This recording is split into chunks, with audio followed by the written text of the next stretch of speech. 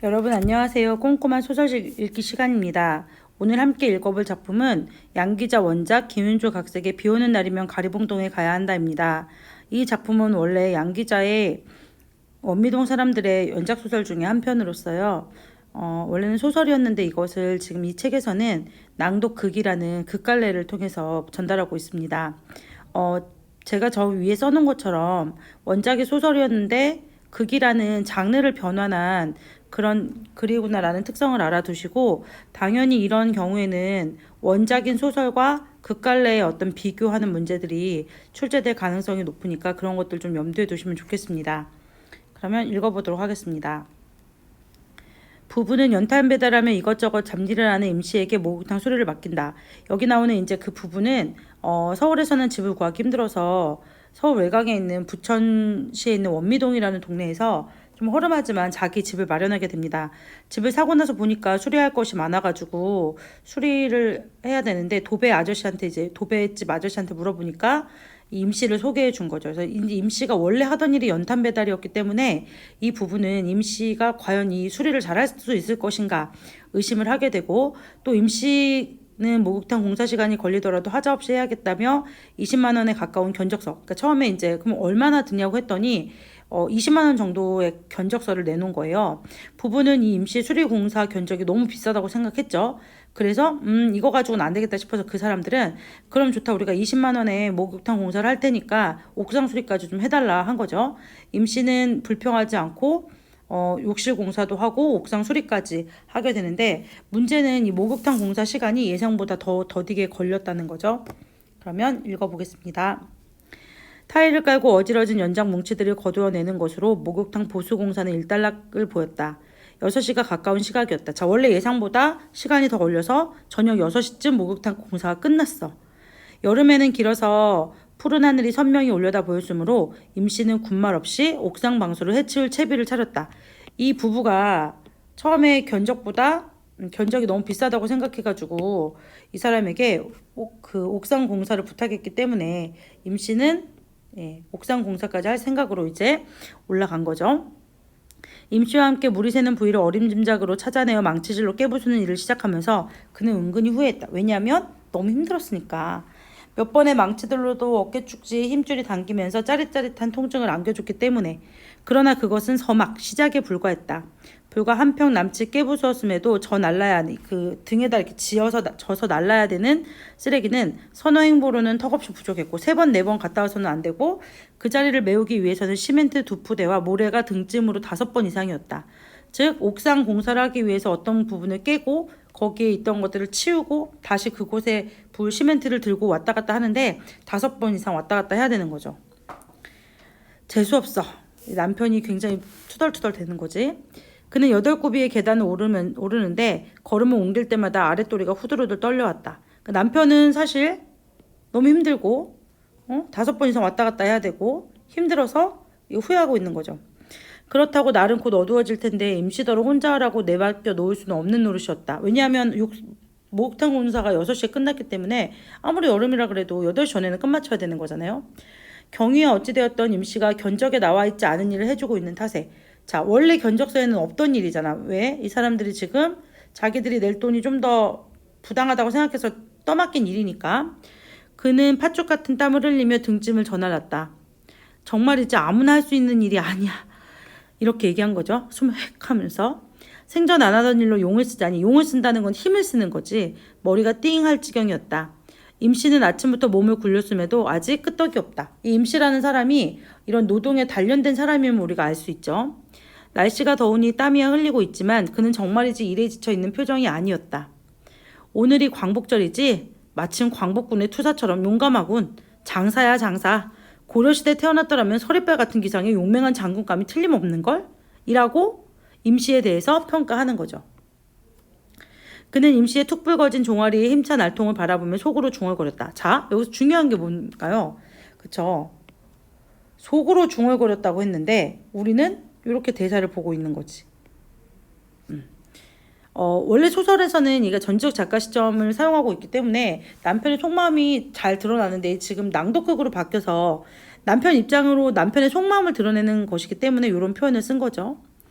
이 아무짝에도 필요 없는 분석력, 습관화돼 늘어진 엿가락 같은 생각의 실타래 때문에 공연실의 머리가 무거운 거라고 그는 머리를 흔들어 대기도 했다. 그러면서도 생각은 어쩔 수 없이 또 꼬리를 문다. 자, 그의 생각, 꼬리를 무는 그의 생각이 여기 나오는 거죠. 일꾼들이 주인의 눈을 피해 이를 허술하게 하거나 망가뜨리는 게 사실은 저항의 한 형태가 아니었을까? 광복 이전의 일제강점기에 조센징 어쩌고 하는 냄새나는 게달짝 때문에 더욱 일본인들의 눈을 피해 이를 망치게 했던 건 아닐까? 그리고 광복 이후에는 사회의 구조적 모순이 일꾼들을 그렇게 만든 건 아닐까? 바로 오늘까지도 부유한 계층은 당당하게 한치의 의심도 없이 자신들의 부를 만끽하고 임시처럼 막리라는 일꾼들은 또 그들대로 당당하게 공정을 무시하고 슬쩍슬쩍 눈가림을 한다. 그렇다면 이라고 지금 뭐 하는 거냐? 임시가 일을 제대로 하지 않는다. 나를 공탕 먹이기 위해서 저렇게 대충 일하는 거 아니야? 일부러 나를 골탕 먹이기 위해서 저런 일을 하는 거 아니야? 라고 나름의 생각을 하는 거지. 이건 남편의 생각. 이건 남편의 속마음. 결국 이 나레이터가 하는 역할이 뭔가요? 나레이터 어떤 역할을 하는지 보시면 돼요. 그는 흙 묻은 손을 털었다. 임시 하는 일이 대충 마무리 단계인 듯 싶어 담배나 한 대 피우며 쉬어볼까 해서였다. 여름엔 비도 잦은데 그럼 일을 못해서 어쩝니까? 비가 오면 비가 오는 대로 할 일이 있습죠. 비가 오면 또 다른 벌이가 있어요? 비 오는 날엔 아침부터 가리봉동에 가야 합니다. 자, 이 소설의 제목. 왜 가리봉동에 가야 할까요? 그 의미를 우리가 알아야 되겠죠. 근데 이 책에는 지금 나와 있지 않은데 나중에 보시면 이 임시라는 사람이 연탄을 누군가 어떤 공장하는 사람한테 공짜로, 그러니까 외상으로 미리 줬는데 그 사람이 회사가 망했다고 연탄값을 주지 않고 도망을 갔어. 그 사람은 잘 먹고 잘 살고 있는 거지. 그래서 이제 그런 얘기를 뒤에 나오는데 책에서는 그 부분이 나오지 않기 때문에 여기까지만 보겠습니다. 가리봉동에? 예, 사장님은 몰라도 됩니다. 암튼 비가 오면 난 가리봉동으로 가야 합니다. 임시가 잠시 일손을 멈추고 알 수 없는 표정을 언뜻 지었다. 이렇게 힘든 일을 매일같이 계속했다면 비 오는 날 하루쯤은 쉬어야 할 거 아닙니까? 라고 말해주려다가 자, 이렇게 말하고 싶은 건 누구야? 남편이지. 라고 말을 해주려다가 그는 입을 다물었다. 즉 이 말은 내뱉어진 말이 아닌 거죠. 누군도 쉬고 싶지 않을 거냐는 하루에 두 끼는 라면으로 배를 채우는 식구들을 거느린 가장으로서 비가 오는 날이라 하여 아랫목에 뒹굴거리기만 하겠느냐는 데 생각이 미쳤던 까닭이다. 간단하게 여겼던 옥상의 공사는 의외로 시간을 끌었다. 이미 밤은 시작된 것이나 진배 없고, 진배 없다는 게 무슨 뜻인가요? 진배 없어라는 말은 다름없어 이런 말이야. 이웃집의 창문들이 하나둘 불을 밝혀진다. 그런데도 임시는 만족하다 싶을 때까지 일손을 놓고 싶지 않은 모양이다. 여기서 우리가 임시라는 사람이 굉장히 꼼꼼하다라는 걸 알 수 있죠. 몇 번이나 옥상에 얼굴을 디밀고 일의 진척 상황을 살피던 아내. 아내는 왜 자꾸 이렇게 진척 상황을 살피는 거야? 그치. 돈을 많이 받아가는데 일 제대로 하나 보려고 하는 거지. 마침내 질렸다는 듯 입을 열었다. 대강에 두세요. 날도 어두워졌는데 어서들 내려오시라고요.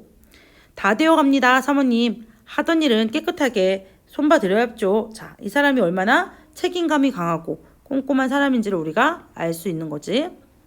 임시가 일에 몰두해 있는 동안 그는 숨소리조차 내지 않고 일하는 양을 지켜보았다. 저 열 손가락에 박힌 공이라는 건 굳은 살 같은 건데 그 대가가 기껏 지하실 단칸방만큼의 생활뿐이라면 좀 너무하지 않나? 라는 이 부분은 남편의 속마음이야. 지금 그래서 남편이 내뱉는 말들 중에 실제로 내뱉는 말이 있고 실제로 내뱉지 않고 그랬을 것이라고 생각하는 장면이 있어요. 선생님이 지금 괄호로 묶은 남편, 여기 남편은 그가 속으로 생각하는 거. 그리고 여기 나오는 이거 좀 색깔로 표시해 볼까요? 얘는 실제 남편이 한 말인 거죠. 아까 여기서도 아무나 할 수 있는 일이 아니야는 남편이 한 말이고 틀림없을걸? 이라고 하는 거는 속으로 중얼거렸다는 것은 내뱉은 게 아닌 거지. 그러니까 이거는 뭐 중얼중얼 했다는 게 소리가 들렸을 수 있고 이건 속마음이고 어쨌든 이 부분도 말한 부분이 아닌 거죠. 여기는 다시 말한 거고. 그래서 중간중간에 실제 말하는 장면 그리고 말하지 않는 장면이 있으니까 그런 것들을 구분하시면 되겠어요. 아마 시험 문제에서도 물을 수가 있겠죠. 다음 중 실제 발화. 남편이 진짜 말한 게 뭐냐 말하지 않은 게 뭐냐 이런 것들을 물을 수 있습니다. 이게 소설이라면 사실 우리가 쭉 그 사람의 속마음을 작가가 써주고 있기 때문에 쭉 파악할 수가 있는데 중간에 마치 대사처럼 남편 땡땡하고 옆에 해놨기 때문에 이게 실제 발화인지 확인해야 되는 거잖아요. 근데 실제 발화는 아닌 거지. 속마음인 거예요. 안타까움이 솟아오르기도 했다. 목욕탕 일도 그러했지만 이 사람의 손은 특별한 데가 있다는 느낌이었다. 자신이 주무르고 있는 일감에 한 치의 틈도 없이 밀착되어 날렵하게 움직이고 있는 임씨의 열 손가락은 손가락기 이상의 무엇이었다. 처음에는 이 사내의 견적대로 돈을 다 받기가 민망하여 우정은 일부러 이런 말이야. 일부러 지어내어 보이는 열정이라고 여겼다. 처음에는 임씨가 일부러 돈을 받으려고 이렇게 행동하는 거다라고 이 사람을 오해했던 거지. 옥상일의 중간에 잠시 집에 갔을 때 아내도 그런 뜻을 표했다. 저 사람 돈 받으려고 저러는 거 아니야? 이렇게 했다는 거지. 예상외로 옥상일이 힘드나 보죠. 저 사람도 이제 세상에 공돈은 없다는 걸 깨달았을 거예요. 라고 하면서 이 아내는 여전히 그 사람이 처음부터 일부러 우리 골탕 먹이려고 비싼 값을 부를 거다. 그러니까 우리가 옥상 공사까지 한 거는 저 사람도 세상에 공짜 없다는 걸 알게 된 거예요. 라고 한 거죠.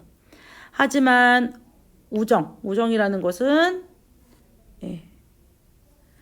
되려 지어낸 열정으로 단정한다면 당한 쪽은 오히려 그들이었다. 밤 8시가 지나도록 잡부 노릇에 시달린 그도 고생이었고 일부러 만들어 시킨 일로 심적 부담을 느끼기 시작한 그의 아내 역시 안절부절 못했으니까. 아내는 기다리는 동안 술상을 봐놓고 있었다. 손발을 씻고 옷에 먼지를 털어내고 들어온 임씨는 8시가 넘어선 시간을 보고 오히려 그들 부부에게 미안해했다. 임씨라는 아저씨 너무 착하죠. 이 사람은 진짜 좋은 사람이네. 이 사람은 오히려 내가 너무 늦게 해서 상대에게 불편을 끼쳤다고 생각하는 그런 사람입니다. 여기 보시면 요 표현, 여기는 부부에 대한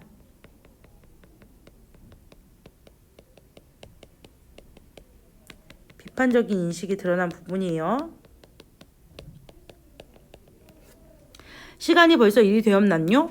우리 사모님 오늘 너무 늦게까지 이거 고생이 많으십니다요. 사장님이야 더 말할 것도 없고 참 죄송하게 되었습니다.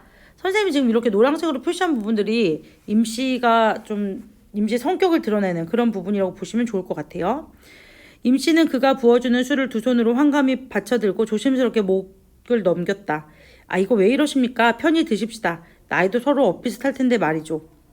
그렇게 말했어도 그는 임씨의 나이가 그보다 훨씬 많으면 왠지 괴롭겠다는 기분을 지울 수가 없었다. 자기보다 나이가 많은데 이런 고생을 하고 있다고 생각하니까 좀 미안한 거죠. 찬바람이 불면 다시 온몸에 검댕칠하는 연탄배달을 나서야 하고 여름이 오면 정식으로 간판 달고 일하는 설비집 동료들이 손이 딸려야만 넘겨주는 일감에 매달려 하루 벌어 하루 먹고 사는 저 사내의 앞날이 창창하다는 게 위안이 될는지는 모를 일이긴 하지만 창창하다는 게 뭐야? 앞길이 계속 젊으면 이 사람이 언젠가 부자가 될 수 있다고 생각하기 때문에 그래도 그게 위안이 될 수 있지만 이 사람이 지금 나이가 많다면 그만큼 기회가 줄어드는 거니까 그건 좀 속상하다 이런 얘기야. 사장님은 금년에 몇이시죠? 저는 토끼띠 36 아닙니까? 임씨가 36의 토끼띠라면 그는 35의 용띠였다. 옆에 앉아있다가 지갑을 열었다 닫았다 하던 아내가 얼른 이 양반은 하고 나서는 것을 그가 가로챘다. 아, 그래요? 나도 토끼띠죠. 서로 동갑이군요. 라고 했어. 자, 서로 동갑이군요.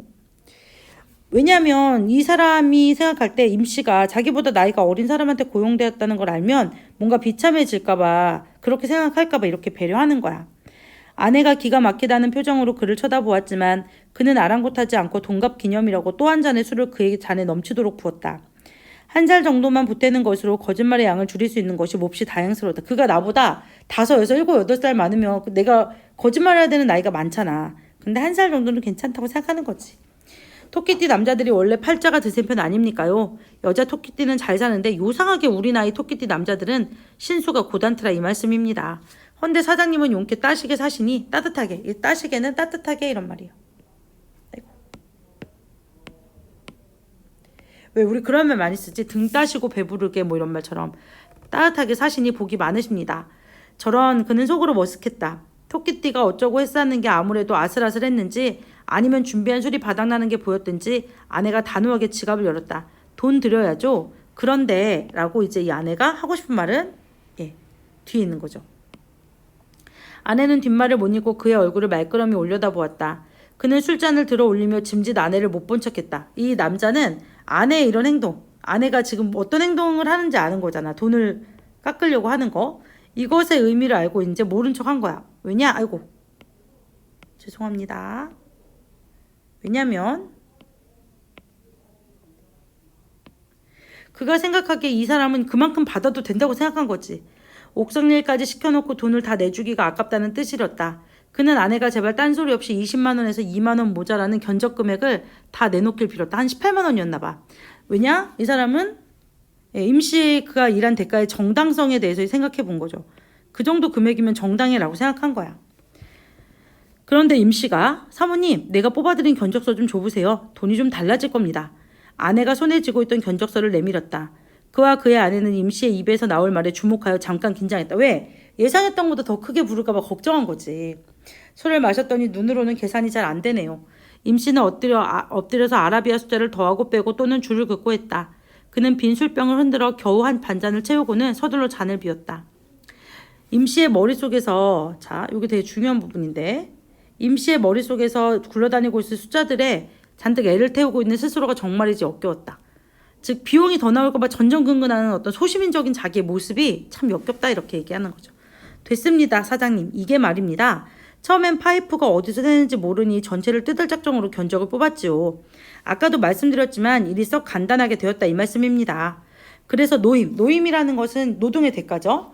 노임에서 4만 원 빠지고 시멘트도 이게 다 안 들었고 모래도 그렇고 쓰레기 치울 용달차도 빠지게 되죠. 방수액도 타일도 다 못 썼으니 여기서 요게 또 빠지고 임씨가 볼펜심을 쿡쿡 찔러가며 조목조목 남는 것들을 설명해 갔지만 그의 귀에는 제대로 들리지 않았다. 뭔가 단단히 잘못되었다는 기분. 이게 아닌데 하는 느낌. 어깨에 뻐근함과 함께 그를 짓누르고 있었다. 그렇게 해서 모두 7만 원이 되겠습니다요. 선언하듯 임씨가 견적서를 아내에게 내밀었다. 놀란 것은 그보다는 아내 쪽이 더 심했다. 그녀는 분명 7만 원이라는 소리가 믿기지 않는 모양이었다. 7만 원이요? 그럼 옥상에 들어간 재료비도 여기 다 들어있습니다. 그거야 뭐 몇 푼 되나요? 그럼 우리가 너무 미안해서 계산을 다시 해봐요. 처음엔 18만이라고 하지 않았어?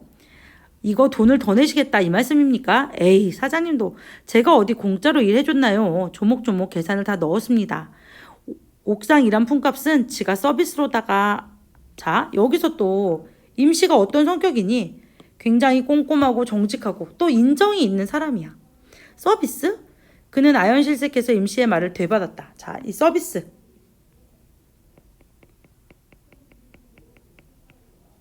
예, 또 인정을 베푼 거죠. 깜짝 놀라서 임씨의 말을 되받았다. 그럼요. 저도 서비스할 땐 서비스 하지요. 그는 입을 다물어 버렸다. 뭐라 대꾸할 말이 없었다. 토끼 뛰면서도 사장님이 왜 잘 사는가 했더니 역시 그렇구먼요. 다른 집에서는 노임 한 푼이라도 더 깎아보려고 온갖 트집을 다 잡는데 말입니다. 제가요 이 무식한 노가다가 한 말씀 드리자면요. 앞으로 이 세상을 사실 거면 그렇게 마음이 물러서는 안 됩니다. 저는요 받을 거 다 받은 거니까 이따 겨울이 돌아오면 우리 연탄이나 잘 갈아주세요. 자 여기 보시면 지금 임씨라는 사람은 어떤 것 같아? 그치 굉장히 정직하고 솔직하고 따뜻하지. 그에 비해서 남편과 아내는 어때? 계속 돈을 더 낼까봐 전전긍긍하고 그 사람이 혹시나 우리 돈을 조금이라도 띄어먹을까봐 막 없는 일도 시키고 하는 거지. 여기서 그 둘이 서로 대조가 되는 거지. 임씨는 아내가 내민 7만 원을 주머니에 쑤셔넣고 자리에서 일어섰다. 그는 1층 현관까지 내려가 임씨를 배웅하기로 했다. 어두워진 계단을 앞서거니 뒤서거니 내려가면서 임씨는 연장 가방을 몇 번이나 난간에 부딪혔다. 시원한 밤 공기가 현관 앞을 나서는 두 사람을 감쌌고 그는 무슨 말로도 이 사내를 배웅할 것인가 궁리하던 중이었다. 수고하셨습니다. 라는 말도 고맙습니다. 라는 말도 이 사내의 그 서비스에 대면 너무 초라하지 않을까. 그때 임씨가 돌연 갑자기 그의 팔목을 움켜잡았다. 사장님요. 기분도 그렇지 않은데 제가 맥주 한 잔 살게요. 가십시다. 자 끝까지 임씨는 뭐하는 사람이야? 그치 정이 많은 성격인 거지. 임씨는 백열구로 밝혀놓은 형제 슈퍼의 노천의자. 슈퍼 노천의자. 바로 서민적인 공간이죠. 가리키고 있었다. 맥주는 내가 사죠. 내가 너무 미안하잖아. 아닙니다. 제가 삽니다. 좋소. 누가 사든지 가봅시다. 라고 해서 이제 그 뒤에 가서 술을 하면서 왜 비오는 날 가리봉동에 가야 되는지 사연을 듣는 그런 내용입니다. 그런데 여기 보시면 핵심 정리 이렇게 돼 있잖아요. 이 작품이 여기 보시면 제가 좀 색깔을 바꿔볼게요. 예. 세태 비판이라는 것은 당시 시대 현실, 사람들이 속물적으로 자기 이익만 생각하고 정이 없고 이런 것들에 대한 비판을 하는 거고요. 여기서 중요한 거는 요거죠, 요거. 예. 특정 인물의 시각, 즉 남편의 시각에서 임씨를 관찰하는 방식으로. 선생님이 여기 지금 그림을 그려두긴 했지만 이게 어떤 내용이냐면 여러분이 학교에서 전지적 작가 시점이라는 거 배울 거예요. 제가 써볼게요. 좀 굵게 쓰여져가지고 잠깐만요. 예.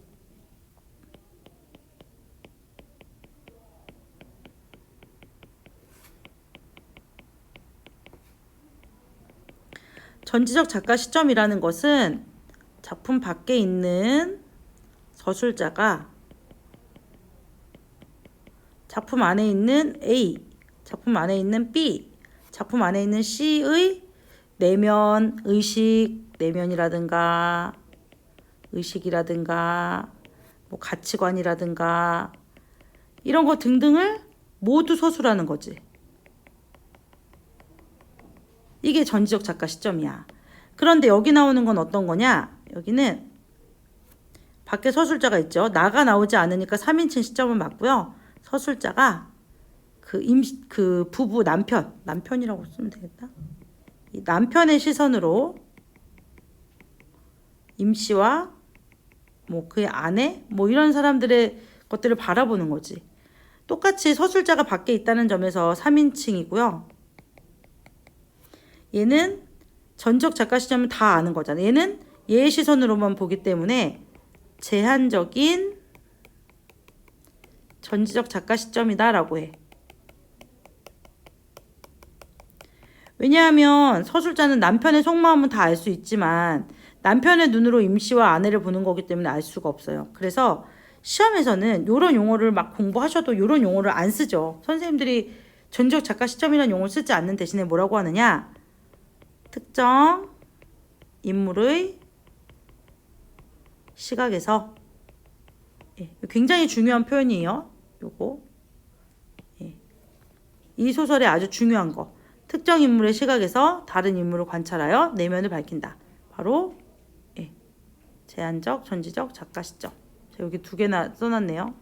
아주 중요한 부분이기 때문에 꼭 여러분이 정리하셔야 됩니다. 그러면 보겠습니다. 등장인물들을 설명할 수 있는 말 5자로 정리해보라고 했는데 여기 보시면 남편은 체력이 약해. 쟤든 안 줄. 뭐 이런 거는 여러분 읽어보시면 될 것 같고 아마 각각의 인물을 이해하기 위한 거니까 확인하시고요. 중요한 것은 임씨는 마음이 부자. 마음을 잘 베푼다라는 거. 그 다음에 이제 남편이 이렇게 생각하고자 하는 거.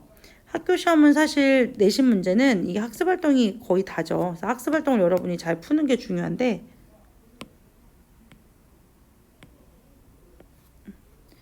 요거 표시하셔서 보세요. 임씨의 머릿속에 굴러다니고 있을 숫자들을 잔뜩 애태우고 있는 스스로가 정말이지 역겨웠다. 이게 아닌데 하는 기분. 여기 보시면 임씨가 성실하게 일하는 것에 대한 합당한 대가를 받아야 한다고 생각하면서도 돈을 많이 나올까 봐 걱정하는 거. 여기서 소시민적인 모습이 부끄러웠기 때문에 결국 작가는 이걸 통해서 뭐 하는 거야? 이거에 대한 비판적 인식이죠. 이런 태도에 대한 비판적 인식을 작가는 말하고 싶은 거고 그 다음에 여기 보시면 전자 임씨의 잘못을 알아채지 못한 건 미안했기 때문이고 공동체 구성원 간의 정서적 교류 의미를 말하고자 하였다. 체크해 두시면 됩니다. 나머지는 크게 어려울 게 없고요. 낭독극의 특징은 좀 공부하셔야겠죠. 낭독극이라는 게 우리가 보기 어려운 거니까 보시면 복기 다시 하는 경험을 주는데 읽기에 산정되지 않고 들으면서 그 의미를 되새기고 새로 발견하고 연출이 제한적이고 관객이 상상할 여지가 많다는 것도. 왜냐하면 이 낭독극이라는 거는 무대에서 하는 게 아니라 소리로만 하는 거잖아. 그러다 보니까 어려운 관객들을 직접 찾아가 공연하기도 한다라는 거. 앞으로 이런 형태가 많이 나올 수 있으니까 여러분 한번 읽어두시면 좋겠습니다. 요거 읽어보시고요. 제가 맨 마지막 정리할게요. 비 오는 날 가리봉동에 가야 한다는 소설을 낭독극으로 만든 것인데 남편 아내 임시 사이에 발생한 사건을 통해서 문제를 해결하는 되돌아보게 하는 그런 거, 공동체 구성원들의 모습을 살아가고 있는지 떠올려보는 인간다운 삶의 의미에 대해 생각해보는 그런 소설이라는 거 기억하시면 되겠습니다. 그럼 수고하셨습니다.